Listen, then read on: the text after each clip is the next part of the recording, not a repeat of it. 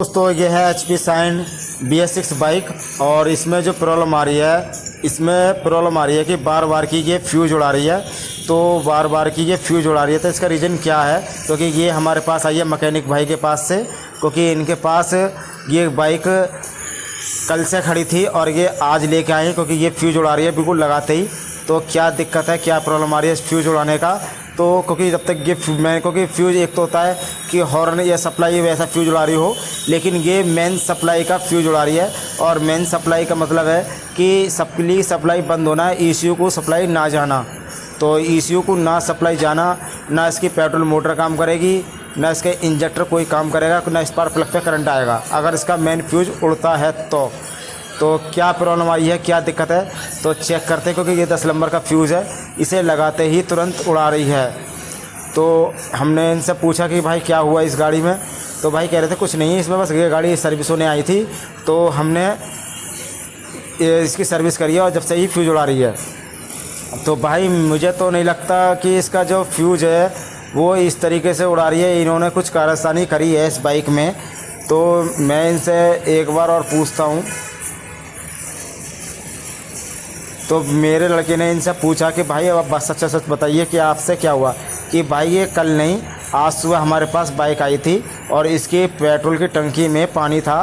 तो पानी निकालने के बाद हमने इसे स्टार्ट करा, स्टार्ट हो गई और कस्टमर भी हमारे सामने था। तो कस्टमर के सामने ये स्टार्ट हो गई, तो बैटरी डाउन थी। तो हमने इसकी क्लच प्लेट स्लिप है तो इसी में लिए हमने सेल्फ इसके बैटरी लगा के स्टार्ट करा।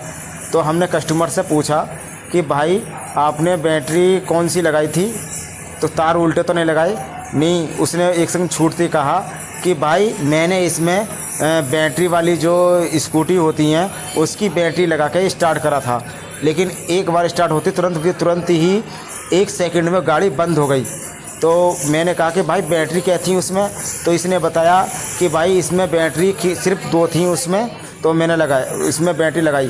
तो भाई इसमें जो प्रॉब्लम आई है, इसके जो रेड और ब्लैक वाला तार है, जो मेन सप्लाई का तार है, रेड तो है ये बैटरी पे से आता है और ब्लैक जो आता है ये तुम्हारा ECU पे जाता है।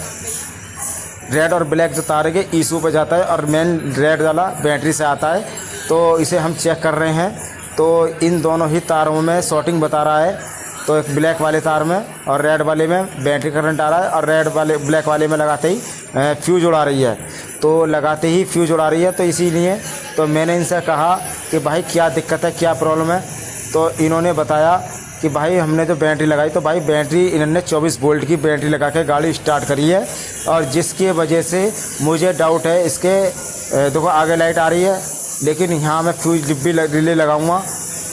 देखो मैं चेक करता हूँ, तो शॉर्टिंग आपको शॉर्ट करके दिखाता हूँ। देखो अगर शॉर्ट नहीं है, देखो बिल्कुल शॉर्ट हो चुकी है यहाँ से, क्योंकि मैंने 2 मेन तारों में शॉर्ट लगाई है, क्योंकि इसमें सप्लाई जाती है दोनों में कन्वर्ट होके, और इसीलिए ये फ्यूज फूंक रही है। क्योंकि इसका जो रीज़न है, तो मुझे जो डाउट जा रहा है, मुझे इसके ECU पे जा रहा है।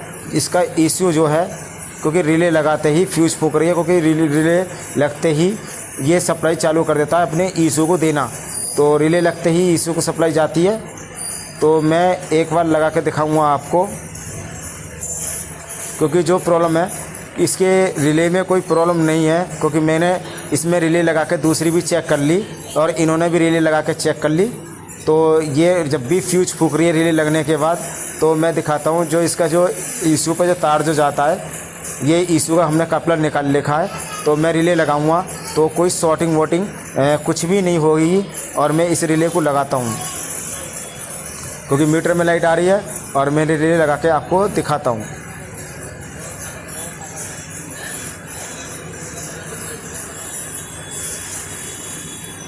तो मैंने इस रिले को लगा दिया है और आपको दिखाता हूँ, मीटर में अब भी लाइट आ रही है, क्योंकि मैंने ECU पे से इसका कपलर निकाल दिया। तो मैंने कपलर निकाल दिया है, तो इसलिए ये फ्यूज नहीं उड़ा रही, क्योंकि जिसका रेड पे ब्लैक धारी तार है, इसके ECU में ही दिक्कत आ गई है। इसका जो ECU है, ये शॉर्ट हो चुका है, एसीएम भी कहते थे, ईसीयू भी कहते थे। तो ये शॉर्ट हो चुका है। इनकी गलती ये है कि इन्होंने बैटरी वाली स्कूटी के 24 वोल्ट से गाड़ी को स्टार्ट करा, जिसके वजह से इन्हें 4 से 4.5-5 हज़ार रुपये का नुकसान भरना पड़ रहा है। और कस्टमर के सामने ये गाड़ी स्टार्ट थी और गाड़ी स्टार्ट लाया था, बस पानी की वजह से उसने गाड़ी खुलवाई और बैटरी डाउन की वजह से ये नुकसान हो गया इनका।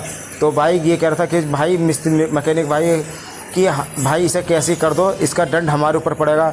भाई दंड तो पड़ेगा आपके ऊपर, आपने गलती करी है तो इसका दंड आपको पड़ेगा। तो भाई कभी भी आप कोई बैटरी लगा के कोई गाड़ी स्टार्ट करें तो सावधानी से स्टार्ट करें। जब भी लगाएं बैटरी तो 12 वोल्ट की बैटरी लगाएं। अगर आप 24 वोल्ट की बैटरी लगाओगे तो प्रॉब्लम आ जाएगी और आपका ईसीयू ख़राब होने का चांस बहुत ज़्यादा रहता है। 99% इसका ईसीयू ही शॉर्ट हुआ है और कोई प्रॉब्लम नहीं है। तो भाई इसका हम पुराना ईसीयू देखते हैं, जुगाड़ करते हैं इसका ईसीयू का, क्योंकि ये इसके पैसे का जो जुर्माना क्योंकि मैकेनिक भाई को भरना पड़ेगा। लेकिन मैं फिर भी देखता हूँ कि ज़्यादा से ज़्यादा कितना कम इसके हम प्राइस लगाएंगे, क्योंकि 4-4.5 हज़ार रुपये का नया आ जाता है। और मैं कोशिश करूँगा कि भाई मैकेनिक भाई पर ज़्यादा जोर ना पड़े, तो मैं कम से कम में आधे से भी कम में भी मैं इसका ईसीयू मैकेनिक भाई को दूंगा, क्योंकि 100% इसका जो ईसीयू है वो ख़राब हो चुका है। और जो ये प्रॉब्लम हुई है इसी कारण से हुई है, क्योंकि इसमें जो 24 वोल्ट की बैटरी लगा के जो गाड़ी को स्टार्ट करा है, इसी के वजह से ये दिक्कत आई है। वरना ऐसी कोई प्रॉब्लम नहीं आती गाड़ी में। इसके ईसीयू इतनी सहज ख़राब नहीं होता, क्योंकि गाड़ी स्टार्ट थी और चलते चलते अगर ईसीयू ख़राब हो जाए वो अलग होता। लेकिन ये गाड़ी स्टार्ट थी, सिर्फ इन्होंने पेट्रोल निकाल के टंकी साफ़ करी है, उसके बाद ये ईसीयू में दिक्कत आ गई। तो भाई इसीलिए कहता हूँ कि आप कभी भी कोई BS6 गाड़ी करें तो पहले उसकी जो वायरिंग होती है, वायरिंग के बारे में नॉलेज रखें। और नॉलेज रखने के बाद उसकी वायरिंग को जब भी छेड़ें, क्योंकि देखो मैं आपको देखो उसमें ईसीयू में मैं सॉकेट लगा रहा हूँ तो लाइट भाग रही है, क्योंकि वो शॉर्ट है और शॉर्ट की वजह से ऐसे ही प्रॉब्लम आ रही है।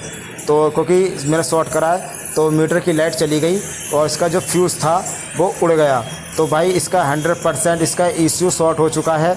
तो भाई आपको वीडियो कैसी लगी, चैनल को सब्सक्राइब करें, लाइक करें, शेयर करें और आगे मैकेनिक भाई को शेयर ज़रूर करें।